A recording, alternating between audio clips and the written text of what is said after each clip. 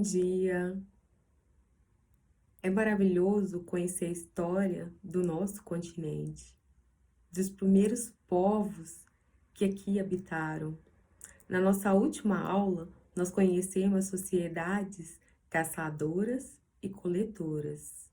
E hoje nós iremos conhecer as sociedades agrícolas, ou melhor, sociedades que tinham várias técnicas agrícolas. Três povos se destacaram na América, e são eles os Incas, os Maias e os Astecas. Vamos observar no mapa?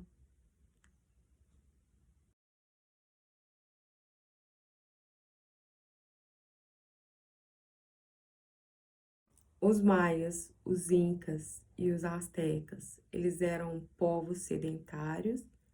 A economia deles era baseada na agricultura, e da agricultura sobrava o excedente, no qual eles comercializavam, eles faziam trocas com outras cidades, com outros povos. Eles já tinham o que nós chamamos de propriedade privada, ou seja, as terras não eram de uso comum, uso de todos, tinham um dono, e era esse dono que ia usufruir de tudo da terra. E ele que tinha permissão, né, para poder colocar pessoas para trabalhar em suas terras. Ah, esses povos tinham também a figura do Estado, ou seja, de um líder, de um governador para direcionar as cidades, para colocar regras, para controlar a economia, inclusive também para cobrar impostos. Esses três povos tinham centros urbanos com mais de 200 mil pessoas, né? Se nós formos comparar esses centros urbanos com centros urbanos europeus, nós vamos ver que aqui nas Américas tinha centros urbanos muito maiores do que na Europa. Eles tinham também conhecimento em astronomia, tanto é que eles já tinham calendário, eles já tinham datas comemorativas, né? Que é um grande avanço, assim, no período no qual eles estavam vivendo. Eles também tinham uma arquitetura consolidada, eles tinham várias obras feitas com pedra. E então, isso era o que todos eles tinham em comum, e agora nós vamos falar de cada um deles. Quando os espanhóis tiveram contato com os astecas, eles ficaram maravilhados, espantados com o modo de vida desse povo. Eles tinham núcleos urbanos com mais de 300 mil pessoas, e eles habitavam próximo de onde hoje é a capital do México.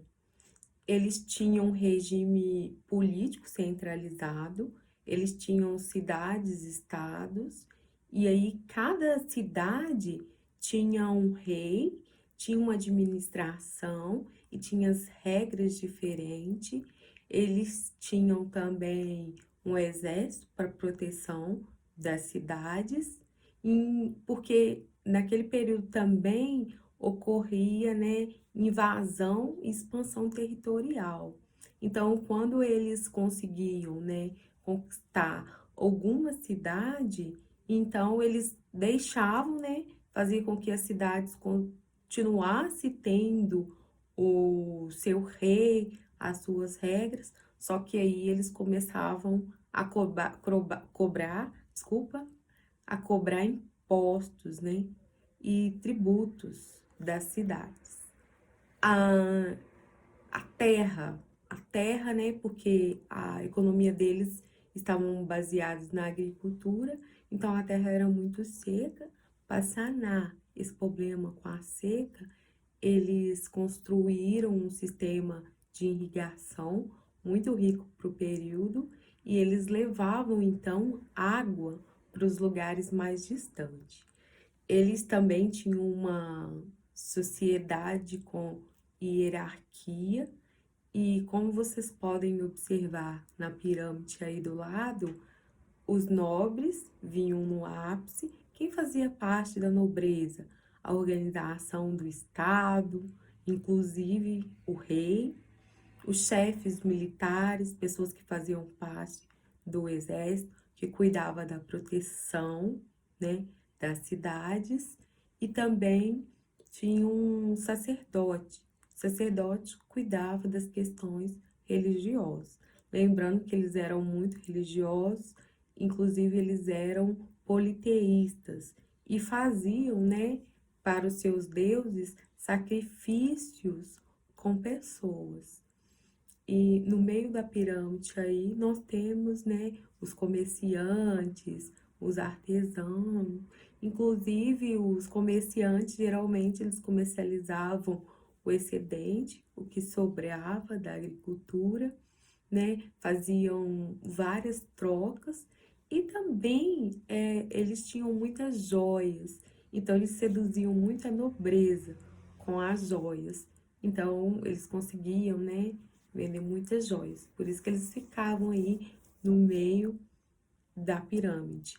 E no um pouco mais abaixo, quase chegando na base da pirâmide, nós tínhamos os escravos e os camponeses.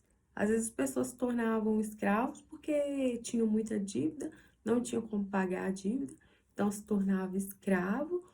Os escravos, eles faziam obras públicas e também trabalhavam nas terras como agricultor, e tinha os camponeses também que trabalhavam nas terras. Os camponeses ganhavam um salário muito pequeno e os escravos não. Eles trabalhavam e não ganhavam nada. Eles praticavam, né, um trabalho de total exploração. E na base da pirâmide nós tínhamos os prisioneiros de guerra. Geralmente, os prisioneiros de guerra, eles eram sacrificados, né, aos deuses. Agora vamos falar da sociedade dos maias. Como podemos observar no mapa, os maias se localizavam onde hoje nós temos a Guatemala, Honduras e o sul do México. Os maias, eles tinham vários conhecimentos astronômicos. Eles conheciam os planetas, os eclipses solares, conheciam o dinamismo do Sol, da Lua. Eles tinham conhecimento em matemática, eles já utilizavam o zero, além dos outros números, e eles também tinham conhecimento de geometria. Inclusive, eles aplicavam esse conhecimento nas construções arquitetônicas, como, por exemplo, nas pirâmides, né, que eram construídas para que eles pudessem adorar os seus deuses. Lembrando que eles eram politeístas. Politeístas são aqueles povos que acreditam, que adoram vários deuses. Nas paredes dos templos foi encontrado um tipo de escrita chamado de hieroglifos, ou seja, é uma escrita pictórica, no qual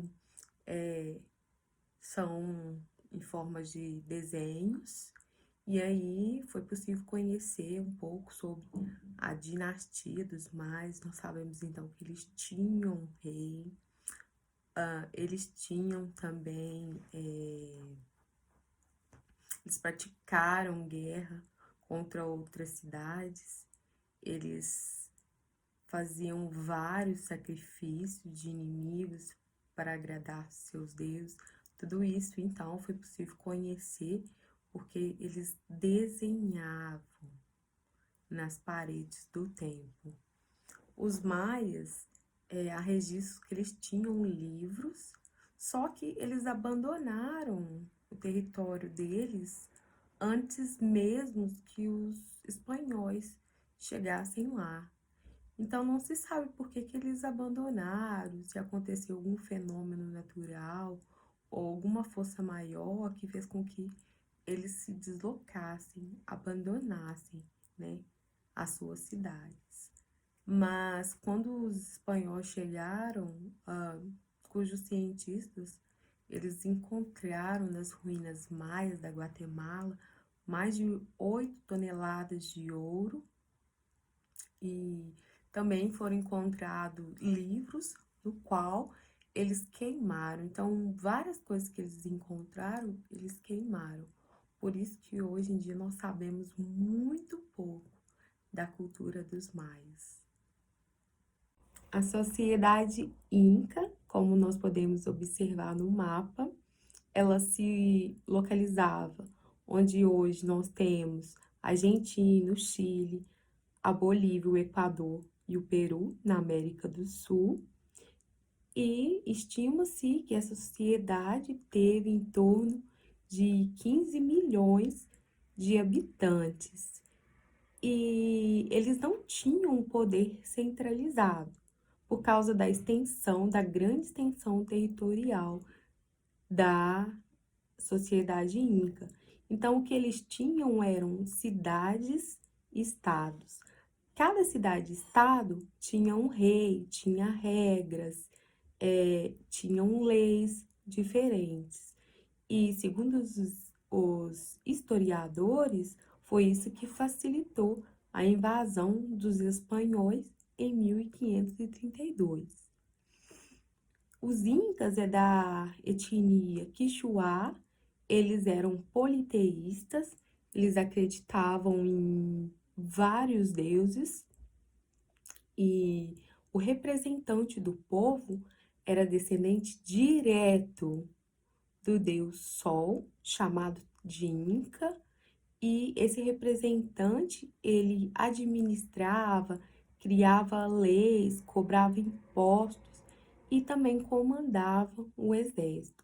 O exército servia tanto para a proteção do povo, quanto também para a invasão de outras cidades. Geralmente o representante, o rei, ele tinha que casar com a irmã mais velha, chamada de Coia, e aí era uma briga muito grande, né, pela disputa de poder no território Inca. Tinha também, né, o Aylas, que era pessoas muito conhecidas na sociedade. Hoje em dia nós chamamos Aylas de camponeses, que eram pessoas que trabalhavam na sociedade inca para manter o luxo da nobreza, recebiam uma pequena parte da produção. Aylas também trabalhavam em obras públicas, trabalhavam na construção de pirâmides, construção de canais de irrigação e construção de estrada. Pelos que historiadores descobriram até hoje, eles não desenvolveram, né, uma forma de escrita. O exército deles era um exército muito preparado, que tinha lanças de madeira e também tinham atiradeiras para arremessar pedras. E uma das 7 maravilhas do mundo moderno está no Peru, que é Machu Picchu, que é um legado deixado também pelos incas. Aqui quero terminar falando da importância desses povos antigos, porque se não fossem esses povos antigos, como incas, maias, os astecas, os Sioux e os tupis guaranis, nós não teríamos a sociedade do jeito que nós temos hoje. Esses povos, eles fizeram grandes descobertas que servem de base para a nossa sociedade atual.